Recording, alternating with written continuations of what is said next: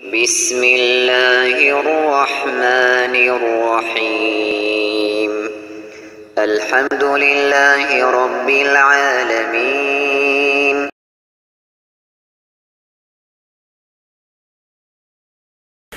Karena itu ucapan mengatakan bahwa tidak boleh jual beli di halaman masjid tanah wakaf, ini aneh bin ajaib. Tidak ada dari ahli fikih sepanjang yang saya tahu yang mengucapkan seperti itu. Saya saja baru dengar hal tersebut. Kalau masjid itu ukurannya mana masjid? Masjid itu dikenal oleh para ulama. Apa ukurannya? Ya, pembahasan tentang masjid definisinya itu biasanya dibahas di pembahasan i'tikaf. Ya. Sebab di situ disebutkan i'tikaf terkait dengan masjid. Biasanya diberikan ketentuannya oleh para ulama. Bagaimana definisi masjid? Ya. Ada sebagian hal yang silam pendapat terkait dengan masjid, misalnya menara. Ya, kalau dia bersambung dengan masjid, apakah menara masuk dari masjid atau tidak? Ya, seperti itu yang ada pembahasan. Tapi kalau halaman tidak ada kaitannya dengan masjid, yang biasa dipakai parkiran, terus dikatakan tidak boleh jualan di situ karena tanah wakaf, ini aneh bin ajaib. Siapa yang mendahulunya berucap seperti itu? Baik. Terus yang kedua, ini tentang titip beli makanan. Ya. Katanya kalau kita titip agar dibelikan makanan oleh teman, lalu teman membelikan makanan dengan memakai uangnya sendiri. Kemudian saat makanan datang, si teman ini tidak boleh ikut makan bareng kita bila kita belum membayar utang. Belum membayar utang makanan kepada teman dengan alasan riba. Karena si teman dianggap mengambil manfaat dari pinjaman dengan makan itu. Hah? Paham maksudnya? Ya, kira paham ya. Sebab yang aneh bin ajaib ini dari kemarin, dari tahun lalu saya ditanya. Ada beberapa tempat saya datang banyak yang nanya tentang hal ini. Tapi ini tidak tahu orang ini dari mana cara berfikirnya bisa seperti itu. Ya, menggunakan kaidah bukan pada tempatnya, mendudukkan masalah tidak di tempatnya. Anggaplah itu utang seperti yang dia sebut. Di pembahasan utang itu disebut di dalam buku-buku fikih. Ya. Kalau sesuatu yang berjalan kebiasaan di tengah mereka atau hal tersebut tidak ada hubungannya dengan hutang, itu nggak ada masalah. Saya misalnya berhutang dari si B 1 juta. Iya. Sebelum saya berhutang, biasanya tiap hari Ahad saya bawakan dia makanan, kue atau apa begitu. Suatu hari saya berhutang 1 juta. Saya kasih hadiah kue. Mengambil manfaat dari hutang namanya? Ini diperkecualikan oleh al-fuqaha, para ulama ahli fikih. Kenapa? Ini tidak ada hubungannya dengan hutang. Kebiasaan berjalan. Kebiasaan berjalan di tengah para ulama, di tengah manusia. Tidak ada kaitannya dengan hutang. Hal yang seperti itu. Iya. Nah, ini kadang salah memahami sebagian kaidah. Ada kaidah kullu qardin jarra naf'an fahuwa riba. Setiap pinjaman yang dipetik di belakangnya manfaat, maka itu adalah apa? Itu adalah riba. Jadi pahami kaidah seperti itu secara teksnya. Dia tidak mengerti asal usul kaidah ini apa, perkecualiannya bagaimana. Dan dia tidak kompromikan dengan kaidah-kaidah syariat yang lainnya. Ya. Dan ini hal yang repot ya. Mungkin ini akan lebih jelas di pertanyaan yang ketiga. Pertanyaan ketiga ini tentang hukum GoFood. Ya. Katanya tidak boleh. Dengan alasan mengandung unsur riba Tidak ada penipuan di dalamnya. Unsur ribanya dari mana? Nah itu tadi. Karena driver ini ketika kita pesan ya pakai aplikasi GoFood, tersambung kepada driver. Pak, tolong belikan, tertulis di situ belikan makanan di toko fulan.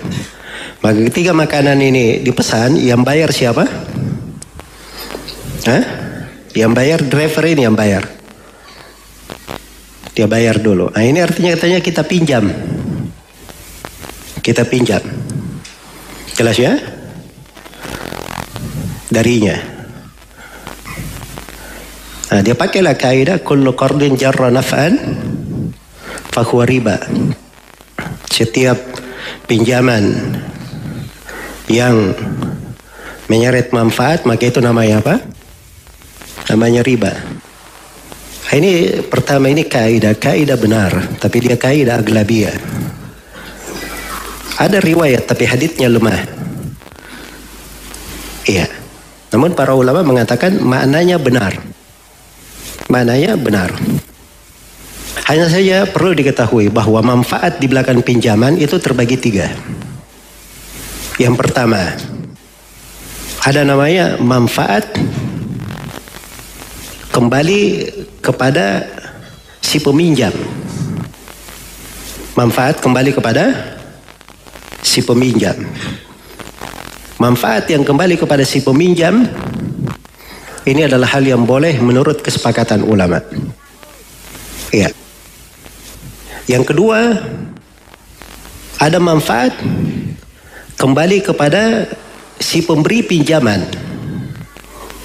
Si pemberi pinjaman. Dan ini adalah haram menurut kesepakatan ulama. Jelas ya? Dan yang ketiga, ada manfaat kembali kepada dua belah pihak. Dua-duanya saling ambil manfaat.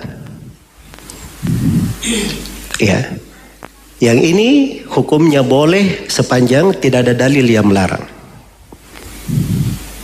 Jelas ya? Itu kaidah ada rinciannya.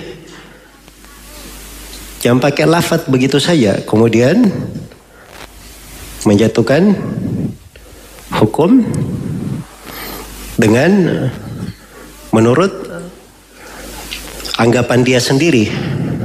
Ya. Menurut anggapan dia sendiri. Nah, ini sekarang kan aneh namanya. Kita dipaksa untuk kita dikatakan orang yang memesan melalui driver dipaksa untuk mengatakan kita meminjam dari driver. Iya. Nah, ini kan memaksakan hukum namanya. Padahal driver ini bisa saja akadnya di situ wakala, kita wakilkan dia untuk membeli. Begitu dia beli, uangnya ada di sini. Saya pesan misalnya, drivernya pergi beli. Ini uangnya ada sama saya. Cuman kalau dia pulang, datang dulu ke rumah, ngambil, terus dia pergi beli lagi, terus balik lagi. Yang rugi drivernya, rugi juga. Mungkin saya karena tambah apa? Ongkos kirimnya, kan begitu. Maka ini menguntungkan dua belah pihak namanya, itu nggak ada masalah. Tidak ada masalah. Hal-hal yang seperti ini maknanya banyak di dalam fikih kita. Kalau kita tutup yang seperti ini di dalam pembahasan, maka akan banyak dari pembahasan fikih yang harus dia rubah. Saya beri contoh-contoh. Misalnya bai'ut taqsid. Jual beli dengan cara apa? Dengan cara kredit. Iya. Kan bai'ut taqsid boleh. Saya beli dari si A mobil misalnya atau motor misalnya 12 juta. Saya cicil 1 juta per bulan. Padahal ini motor kalau saya cash, saya cuma bayar berapa? 10 juta saja. Iya. Berarti si A ini ambil untung atau tidak? Ambil untung 2 juta. Tapi saya juga dapat untung. Karena saya diberi waktu luang. Saya tidak punya uang cash. Nah, itu salah satu alasan kenapa dibolehkannya. Jelas ya? Karena menguntungkan keduanya. Karena itu mayoritas ulama, bahkan sebagian ulama menukil kesepakatan tentang bolehnya bai'ut taqsid dengan model yang seperti itu. Jelas ya? Dua. Masalah arbun. Arbun itu uang muka. Iya. Uang muka. Misalnya ada rumah mau dijual. Saya datang, Pak, berapa harga rumahnya? Katanya 150 juta. Baik, saya mau beli. Kata pemiliknya, iya, banyak yang mau beli rumah ini. Bapak kalau mau saya dahulukan, Bapak bayar DP. Itu arbun namanya. Bayar DP 10 juta. Kalau Bapak tidak jadi beli, DP-nya hangus. Kalau Bapak jadi beli, 10 juta itu terhitung pada harga. Sisa nambah berapa? 140 juta. Ini boleh atau tidak? Ya betul, ada silang pendapat di kalangan ulama. Tapi yang benar bahwa itu adalah hal yang dibolehkan. Dan itu ada keputusan Majma' Fiqih Islami, fatwa tentang bolehnya. Jelas ya? Fatwa tentang bolehnya. Ini enggak ada masalah, keuntungan dua belah pihak. Tidak apa-apa di situ. Baik. Saya beri contoh lain. Contoh lain di pembahasan fikih juga ada namanya bai'ul araya. Namanya bai'ul araya. Bai'ul araya itu adalah bai'u rutabin fi ru'usin nakhli bitamrin kailan. Adalah menjual, menukar kurma-kurma basah yang masih berasa di pohon-pohon kurma, itu dijual dengan kurma kering di darat dengan ditakar. Ya, sekarang kurma basah itu, kurma basah di pohon, dibayar dengan kurma kering di mana? Di darat. Iya. Misalnya satu keranjang kurma kering ditukar dengan, atau misalnya 1 liter dari kurma kering ditukar dengan 1 liter dari kurma di mana? Di pohon. Atau 5 ausuk ya, karena haditsnya memang 5 ausuk, sekitar 600 kilo begitu. Ya, atau 300 kilo. 5 ausuk dari kurma di pohon yang basah ditukar dengan apa? Kurma kering. Sekarang pembahasan riba. Kalau kurma ditukar kurma, apa yang disyaratkan? Disyaratkan harus sama. Tidak boleh dilebihkan, harus sama. Jelas ya? Dan disyaratkan harus cash kalau kurma sama kurma. Baik, ini kurma kering ditukar dengan kurma basah di pohon lagi. Cara menukarnya dengan cara ditaksir lagi.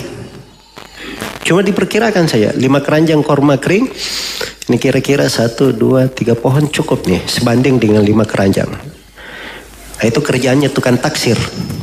Tahu tukang taksir ya? Ya, misalnya lewat penjual-jual bawa keranjang itu, cari mangga-mangga. Dia baru lihat mangga, oh dia sudah tahu mangga ini berapa. Makanya dia berani, Pak saya beli 1 pohon, harganya sekian. Dia sudah bisa taksir, ini hasilnya sekian kilo. Nah, itu ada orang punya keahlian begitu. Jadi ditukarnya itu dengan cara ditaksir. Nah, ini dibolehkan di dalam syariat. Dibolehkan. Padahal ini riba. Masuk di dalam hukum riba sebenarnya. Karena kaidahnya di bab riba, al-jahlu bit-tasawi kal-ilmi bit-tafadul. Sekarang saya tanya, ada kurma 1 kilo ditukar dengan kurma 2 kilo. Ini boleh atau tidak? Boleh. Ini hukumnya apa? Riba. Ada 2 keranjang. Tidak diketahui keranjang ini berapa kilo, keranjang ini berapa kilo. Kalau ditukar, ini boleh atau tidak? Tidak boleh. Sebab ini namanya riba juga. Jadi tahu ini 2 kilo, ini 1 kilo lebih, itu sama saja dengan ini tidak diketahui berapa. Jahil tentang kesamaannya sama saja dengan mengetahui akan adanya tambahan. Itu di pembahasan riba. Jadi asalnya riba kan? Tapi kenapa dibolehkan oleh Nabi? Diriwayatkan oleh Imam Al-Bukhari dan Imam Muslim dari Abu Hurairah, anna Rasulullah sallallahu alaihi wasallam rakhasa bi al-araya bi kharsiha tamran. Nabi sallallahu alaihi wasallam membolehkan, memberikan keringanan untuk jual beli araya. Itu tadi yang saya sebut araya namanya. Dengan cara ditaksir. Ya, dalam bentuk kurma. Duna khamsati ausuk. Sepanjang hal tersebut di bawah 5 ausuk. Ya. Di dalam sebagian riwayat fi khamsati ausuk, pada 5 ausuk. Pada 5 ausuk. Ya, sekarang muncul pertanyaan, kenapa dibolehkan oleh Nabi padahal asalnya tidak boleh? Karena ada keperluan manusia. Ini orang punya korma kering di darat. Dia kalau tidak makan korma basah di musim panas, itu mungkin dia menjadi haraj baginya. Ya, dengan tidak makan tersebut. Makanya diberi keringanan. Diberi keringanan. Maka ini harus dipahami dari mana-mana syariat. Ya. Harus dipahami dari mana-mana syariat. Saya beri contoh lain. Contoh lain di pembahasan juga ada namanya pembahasan as-suftaja. Suftaja ini orang minjam dengan sebuah mata uang di sebuah negeri, tapi dengan akad dibayar di negeri lain. Dibayar di negeri lain. Iya. Jadi saya misalnya pinjam dari si A. Kalau di masa dahulu ya, si A minjam dari si B. Saya pinjam 1.000 dinar. Kata si B, iya, nggak apa-apa. Saya beri. Tapi jangan bayar di sini. Bayar di kota Madinah 1.000 dinar. Jelas ya? Ini mengambil manfaat atau tidak? Hah? Jelas manfaatnya. Bawa 1.000 dinar kalau di masa itu berjalan sampai ke kota Madinah. Ya, belum lagi ada bajak lautnya, bajak daratnya. Hah? Berarti ini kan manfaat kan? Tapi suftaja ini menurut pendapat yang lebih kuat dibolehkan. Kenapa? Sebab itu mengandung manfaat untuk kedua belah pihak. Jelas ya? Mengandung manfaat untuk kedua belah pihak. Jadi anggap saja itu pinjaman. Di pinjaman pun dalam hal yang seperti ini, itu bukan hal yang dipermasalahkan. Bukan hal yang dipermasalahkan. Ya. Baik. Jadi itu kalau mengatakan tidak boleh, ini saya pikir adalah hal yang aneh. Menggunakan kaidah bukan pada tempatnya. Ya. Di fikih itu ada namanya bai'ul fuduli. Jual beli al-fudul atau al-fudul. Dia tidak disuruh menjual, tidak disuruh membeli, dia pergi menjual, dia pergi membeli. Ya. Ini saya misalnya wakil dari si A. Si A titip ke saya uangnya 10 juta. Titip ke saya. Tanpa izin si A, uang ini saya pergi belikan apa? Motor harga 10 juta saya belikan untuk si A. Apa hukumnya ini? Hukumnya ini ada dua pendapat di kalangan ulama. Dan yang benarnya boleh saja kalau si A membolehkan. Kalau si A berkata ya nggak apa-apa, saya ambil saja. Ya. Kalau tidak, si A tidak ridho, maka motor itu saya yang tanggung pembeliannya. Artinya menjadi milik saya yang beli. Jelas ya? Baik. Ini terkait dengan masalah apabila pemiliknya itu tidak mengizinkan dan pakai uang si pemilik. Ya. Tapi kalau misalnya yang beli itu saya sendiri pakai uang saya belikan dulu si A 10 juta. Saya bawa ke dia, ini saya sudah beli motor 10 juta pakai uang saya. Kamu mau ambil atau tidak? Ini dibolehkan oleh para ulama. Imam Nawawi bahkan berkata tidak ada silang pendapat tentang bolehnya untuk hal yang seperti ini.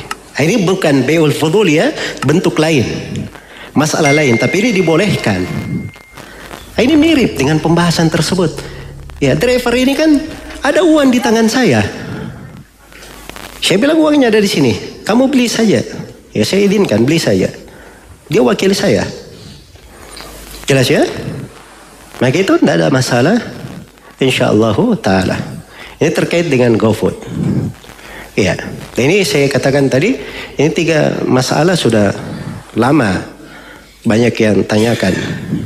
Pernah juga ada yang tanyakan, dan saya waktu itu sedang di Saudi. Ya, ada yang tanya, biasanya saya jawab aja dari saya sendiri, dari saya pribadi.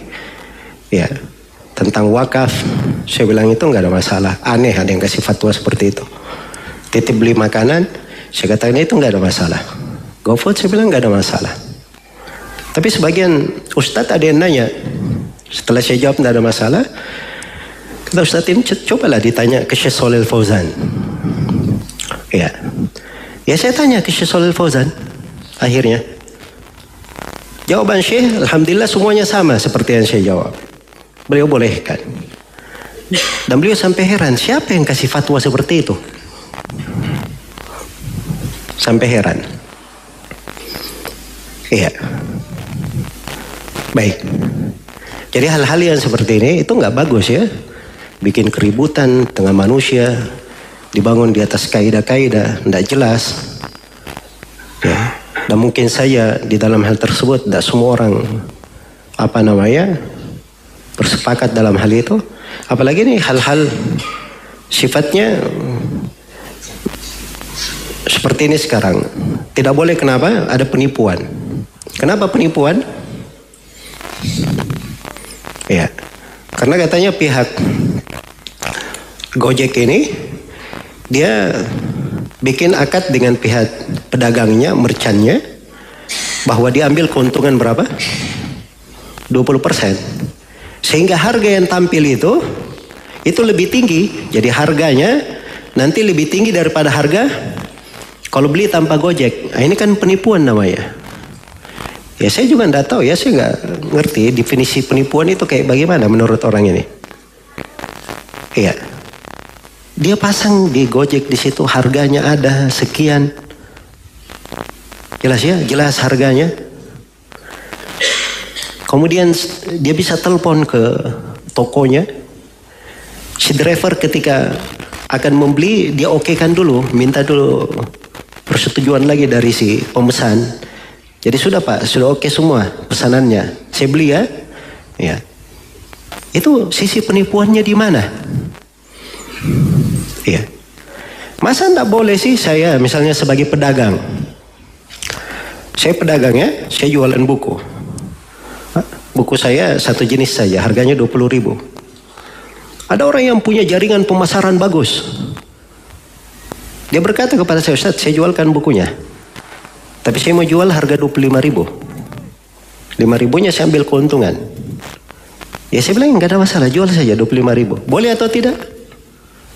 Tidak ada yang tidak membolehkan hal yang seperti itu. Jelas ya? Kemudian ini salah paham. Masa driver yang ambil keuntungan? Itu enggak terjadi di situ. Driver itu pihak ketiga. Pedagang dengan Gojeknya ini dua pihak transaksi bikin akad di dalam harga. Gojek ini pihak keberapa? Pihak ketiga. Buktinya ketika bayar, Gojek, orang Gojeknya ini, drivernya dia bayar penuh. Dia tidak bayar 80% saja, dia bayar berapa? 100% dia bayar.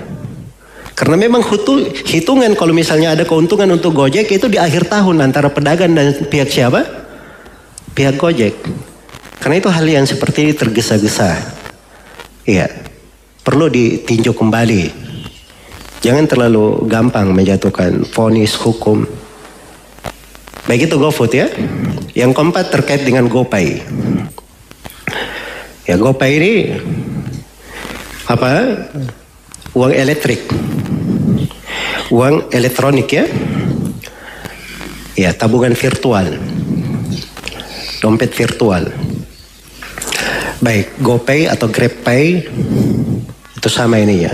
Jadi seorang kayak punya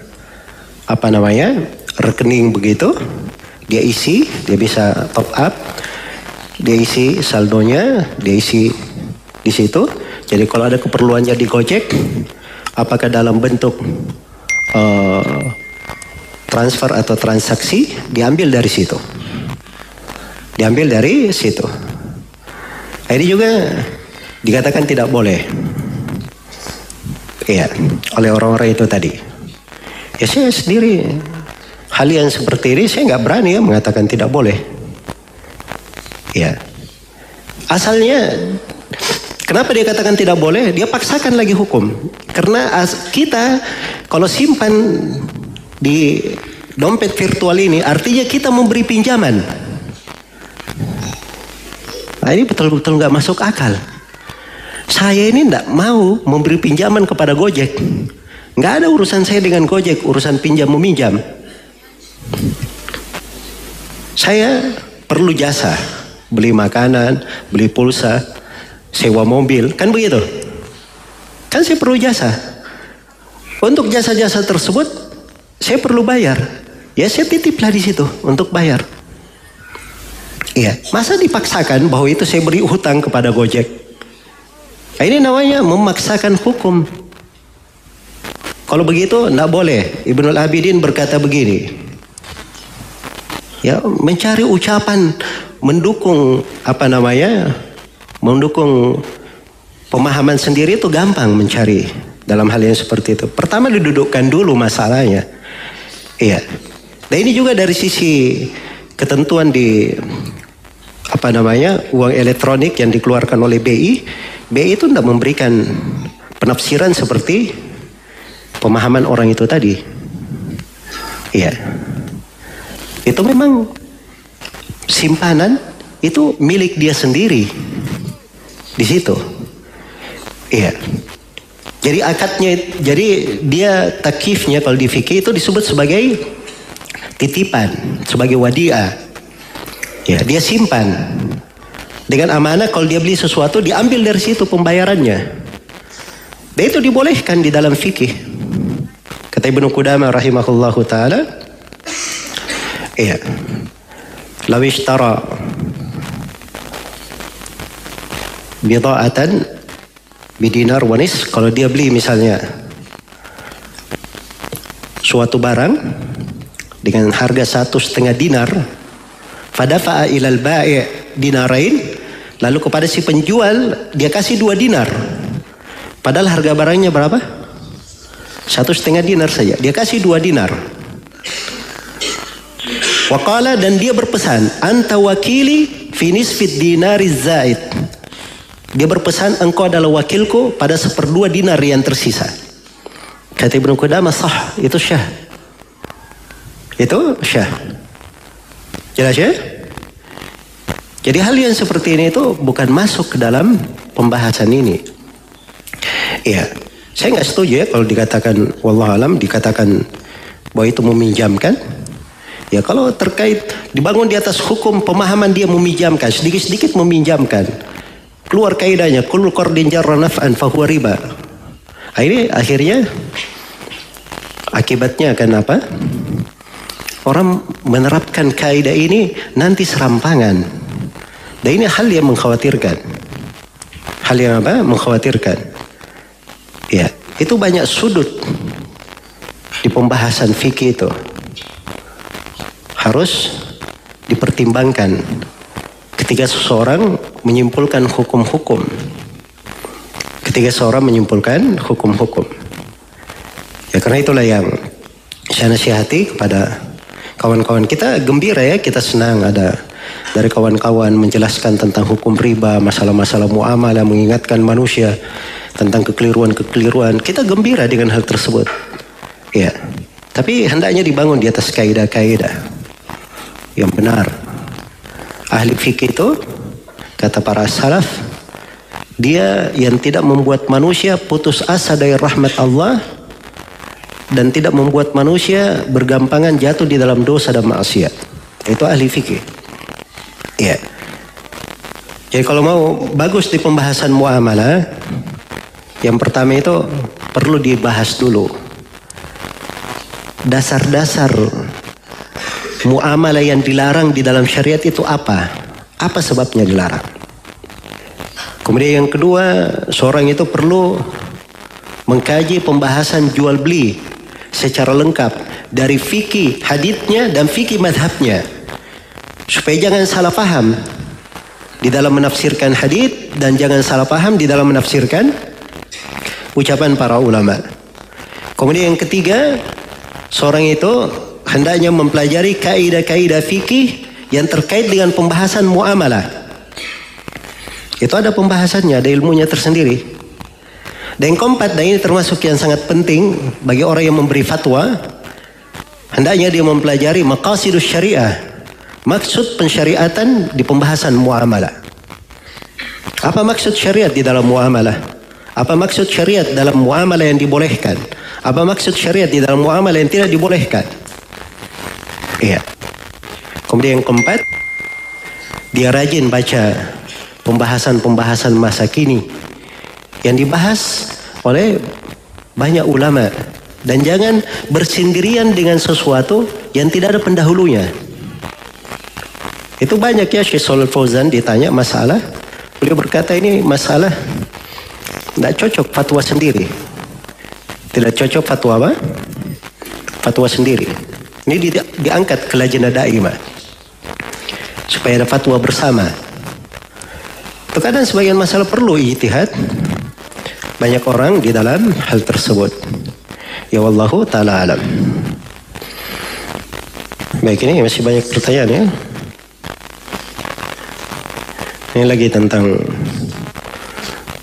biaya pendaftaran lomba hafalan Quran.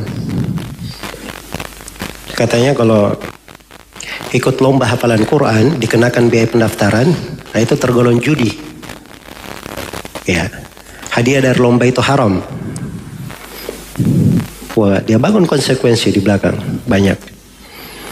Ya, ini juga sama seperti itu. Iya. Padahal ada hadits jelas dari Nabi Sallallahu Alaihi Wasallam. Ini kekeliruan pemahaman dari mana dasarnya?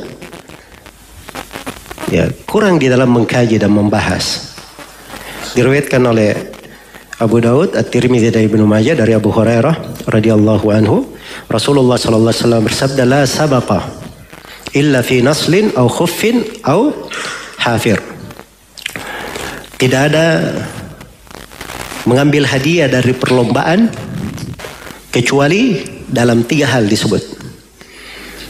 Yang pertama naslin. Naslin itu tombak, runcingan itu bisa digunakan untuk tombak ataupun panah.